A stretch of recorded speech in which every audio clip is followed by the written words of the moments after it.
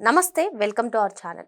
మాజీ మంత్రి విడుదల రజని వక్ఫ్ బిల్లును వ్యతిరేకిస్తూ ఒక ర్యాలీలో పాల్గొన్నది చిలకలూరుపేటలో. మరి ఆమె ఎంట్రీతో అక్కడ నిరసన వ్యక్తం చేస్తున్న ముస్లింలు అందరూ కూడా రెండు వర్గాలుగా విడిపోయారంట. మరి ఎందుకు విడిపోయారు తెలుసుకునే ప్రయత్నం చేద్దాం. దీన్ని పూర్తిగా విశ్లేషించడానికి మనతో పాటుగా ఉన్నారు సోషల్ యాక్టివిస్ట్ శ్రీలీల గారు. నమస్తే మేడం. నమస్తే అమ్మా. మేడం, వక్ఫ్ సవరణ బిల్లు పైన వైసీపీ ఏ విధంగా ప్రవర్తించిందో అందరూ చూసిందే.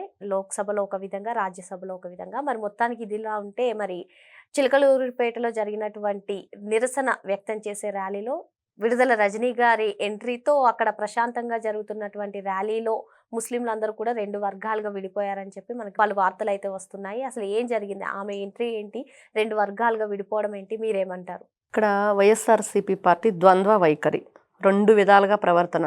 అసలు వైఎస్ఆర్సీపీ పార్టీకి సంబంధించి సాక్షి ఛానల్ జగన్మోహన్ రెడ్డి గారిది ఆ బిల్డింగ్ ఎక్కడుంది అంటే వక్ఫ్ భూములు అనేది ఇప్పుడు అందరం వింటున్నాం. మరి అతను వాళ్ళకు సంబంధించిన భూముల్లో ఇతను బిల్డింగ్ కట్టుకోవటం, ఒకవైపు లోక్సభలో రాజ్యసభలో ఒకవైపు మద్దతు ఇచ్చారు, ఇంకో చోట మద్దతు ఇవ్వకుండా ఉన్నారు. మరి అక్కడ కూడా రెండు రకాలుగా వాళ్ళ ప్రవర్తన. అదేవిధంగా మళ్ళీ సుప్రీంకోర్టుకు వెళ్ళాం వ్యతిరేకంగా, దీని మీద అక్కడ మేము ఇది కోర్టులో కేసు వేసామన్నట్లుగా వీళ్ళు మాట్లాడుతున్నారు. ఇవన్నీ చూస్తుంటే వీళ్ళవన్నీ కూడా ఇలానే ఉంటాయి డ్రామాలు. ఏ విధంగానైనా సరే ఇప్పుడు చూసాంగా ఈవిడేం చేస్తుంది, విడుదల రజనీ గారు చిలకలూరుపేటలో అసలు ఈవిడికి ఆహ్వానమే లేకుండా వక్ఫ్ బిల్లులకు సంబంధించి వాళ్ళు వ్యతిరేక పోరాటం ఏదో జరుగుతూ ఉంటే దాంట్లో పార్టిసిపేట్ చేస్తానని వెళ్ళింది. అక్కడ వాళ్ళు వెంటనే మీరు రావడానికి వీల్లేదు ఇక్కడ అని చెప్పేసి వాళ్ళు కొంచెం అక్కడ వాగ్వివాదం జరిగిన తర్వాత పోలీసులు ఎంటర్ అయ్యారు. నిజంగానే ఈవిడ ఇక్కడ ఉంటే కొంచెం గొడవలు జరిగేటట్లు ఉన్నాయి కాబట్టి మీరు వెంటనే వెళ్ళిపోండి అని కూడా చెప్తే పోలీసులను కూడా రెచ్చగొట్టే ధోరణితోటి కేసులు పెట్టుకుంటారా పెట్టుకోండి, ఏం చేస్తారో చేసుకోండి అని వాళ్ళని కూడా రెచ్చగొట్టే ప్రయత్నం చేయటం, ఆవిడ మాట్లాడే విధానం కూడా అక్కడ కొంత ఇబ్బందికరంగా పరిస్థితి ఏర్పడింది. ఇంకా దీంతో అక్కడ ఉన్న అప్పటి వరకు ఐకమత్యంగా ఒకటే ర్యాలీగా వెళ్తున్న ఏదైతే వాళ్ళు చేస్తున్నారో పోరాటం ముస్లింలు, అది రెండు వర్గాలుగా చీలిపోవటం.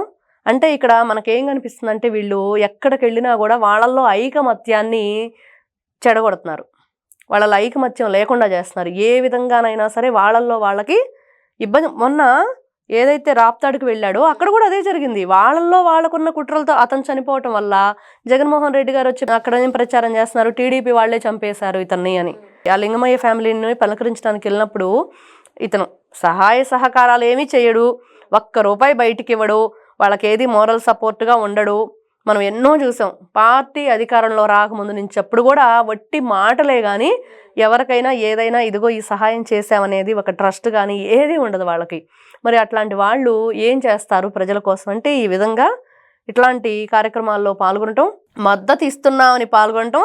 వాళ్ళు మద్దతు ఇచ్చారా లేదు, రెండు కూడా ముస్లిం వర్గాలుగా చీలిపోవటం. మరి ఆ విధంగా వాళ్ళు ర్యాలీ చేయటం, ఇదంతా చూస్తూ ఉంటే ప్రజల్లో కూడా ఒకటే ఆలోచన, వాళ్ళు వద్దని వాదించినప్పుడు వాళ్ళల్లో వాళ్ళకే విభేదాలు సృష్టించే విధంగా ఈవిడ ప్రయత్నం అక్కడ.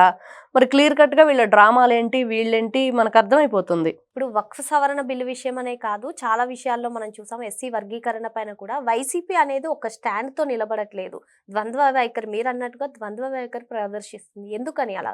అసలు పార్టీలకు కావాల్సిందే ఒక స్టాండ్ మీద నిలబడడం, అలాంటిది వైసీపీ పాటించట్లేదు. మీరేమన్నా? వైసీపీ స్టాండ్ ఏంటంటే విభజించు పాలించు, వాళ్ళది అదే ఉంది. వాళ్ళకి ఎంతసేపటికి వాళ్ళ ఏకైక ఎజెండా ఏంటంటే వర్గ విభేదాలు సృష్టించాలి. ఇప్పుడు మనం నా ఎస్సీలు, నా ఎస్టీలు, నా మైనార్టీలను జగన్మోహన్ రెడ్డి గారు పదే పదే చెప్తూ ఉండి ఏం చేశారు ఆయన? ఏం చేశారంటే ఆయన అధికారంలో ఉన్నప్పుడు డాక్టర్ సుధాకర్ గారిని చూసాం, డాక్టర్ అనితారాణి గారిని చూసాం. అనితారాణి గారి పరిస్థితి ఏంటి, ఎంత ఘోరంగా. ఆవిడ చివరికి నేను వాష్రూమ్లోకి వెళ్ళినా కూడా నన్ను ఫోటోలు తీశారు లోపల అని చెప్పేసి ఏడ్చిన వైనం ఆ రోజున. మరి అక్కడ ఎవరు, ఒక ఎంపీ ఎవరున్నారు ఆ రోజున? ఆయన కూడా దళిత వర్గానికి చెందిన నారాయణ స్వామి గారి ఆధ్వర్యంలో జరిగినాయి అవన్నీ కూడా. మరి నా ఎస్సీలు, నా ఎస్టీలు అన్న జగన్మోహన్ రెడ్డి గారు మరి అధికారంలో ఉన్నప్పుడు ఎస్సీల మీద, ఎస్టీల మీద ఎలాంటి దాష్టికం, ఇదంతా కూడా ఎంత దారుణమైన సిచ్యువేషన్స్. మరి మనం చూస్తే ఎమ్మెల్సీ అనంతబాబు, మరి అతన్ని ఏం చేశాడు, ఒక దళిత డ్రైవర్ ఏదైతే ఉన్నాడో అతని దగ్గర పనిచేసే తను చేసేవన్నీ కూడా ఎవరంటే ఆ చనిపోయిన డ్రైవర్ తండ్రి చెప్పిన మాటలు. ఇతని దగ్గర సొంతంగా కష్టపడి సంపాదించిన సొమ్ము ఒక్కటి కూడా లేదు, గంజాయి అన్నీ కూడా స్మగ్లింగ్ చేస్తాడు, అవన్నీ కూడా మా అబ్బాయికి తెలుసు కాబట్టి మా అబ్బాయిని చంపే ప్రయత్నం చేశాడు అని. మరి ఈ విధంగా వీళ్ళంతా కూడా అధికారంలో ఉన్నప్పుడు ఏం చేశారంటే ఈ విధంగా ఎస్సీల మీద, ఎస్టీల మీద దాష్టికానికి దిగి వాళ్ళకి ఓట్లు మాత్రం వాళ్ళ నుంచి కావాలి, సీట్లు మాత్రం వాళ్ళ నుంచి కావాలి. మరి ఈ రోజున వాళ్ళపై ఏం ప్రేమ కురిపించారంటే, ఇప్పుడు ఎస్సీ వర్గీకరణకి వీళ్ళ సపోర్ట్ లేదు, వక్ఫ్ బిల్లుకి సపోర్ట్ లేదు, కానీ వాళ్ళు ఇండైరెక్ట్గా సపోర్ట్ చేస్తున్నామని చూపిస్తూ ఉంటారు. కానీ ద్వంద్వ వైఖరి ప్రతి ఒక్క చోట అదే జరుగుతుంది. మరి నిన్న చూస్తే వాళ్ళు ఇక్కడ కులాలు మతాలు టార్గెట్గా చేస్తున్నారు ప్రతి ఒక్కటి కూడా. మనం చూసాం తిరుమల తిరుపతి దేవస్థానం గోవులకు సంబంధించింది. మరి అదంతా కూడా వాళ్ళు అధికారంలో ఉన్నప్పుడు ఏం జరిగింది, మరి అవన్నీ కూడా ఈ రోజున బయటకు రాబోతున్నాయి. ప్రతి ఒక్కటి ఏది కూడా ఈ రోజున ప్రజలు, ప్రభుత్వం, ప్రజాప్రతినిధులుగా ఉన్నవాళ్ళు. అంతకుముందు అయితే ఓకే ఏదో జరిగింది అనుకునేవాళ్ళు, కానీ ఈ రోజున అంత ఈజీగా తీసుకునే విషయాలు కాదు. ఎందుకంటే ప్రతి ఒక్కటి మన పాస్టర్ ప్రవీణ్ మరణం కానివ్వండి, నిన్న చూస్తే వక్ఫ్ బిల్లు, ఈ రోజున గోవుల మరణాలు, ఇవన్నీ కూడా ఒకదానికొకటి లింక్ చేసుకుంటూ వీళ్ళు ఏదో చేయబోతున్నారు. రాష్ట్రంలో ఏదో అల్లకల్లోలు మనం చూసాం. స్టార్టింగ్లోనే విజయవాడకు వరదలు వచ్చినప్పుడు ఏం జరిగిందో, ఒక్కసారిగా బోట్లన్నీ వచ్చేసి అక్కడున్న ఒక పెద్ద పిల్లర్ని ఏదైతే దాన్ని ఢీ కొట్టించటం, ఆ విధంగా అక్కడ బ్రిడ్జి బ్రేక్ అయిపోతే వరద వచ్చేస్తుంది. మరి ఈ విధంగా ప్రజల్ని సర్వనాశనం చేద్దామనే ఆలోచనే కానీ వాళ్ళకు మంచి చేద్దాం ఆలోచన వీళ్ళకి ఎక్కడుంది? కాబట్టి వైఎస్ఆర్సీపీ పార్టీ ఏకైక ఎజెండా ఏంటి అంటే ఏదో ఒక విధ్వంసాన్ని సృష్టించాలి. అది ప్రభుత్వ నిర్లక్ష్యం వల్ల జరిగిందని, లేకపోతే పోలీసుల నిర్లక్ష్యం వల్ల జరిగిందనేది ప్రజల్లోకి తీసుకెళ్ళాలి. ఇదే వాళ్ళ మనస్తత్వం, ఆలోచన విధానం ఇదేనని క్లియర్ కట్గా అర్థమైపోతుంది మనకి.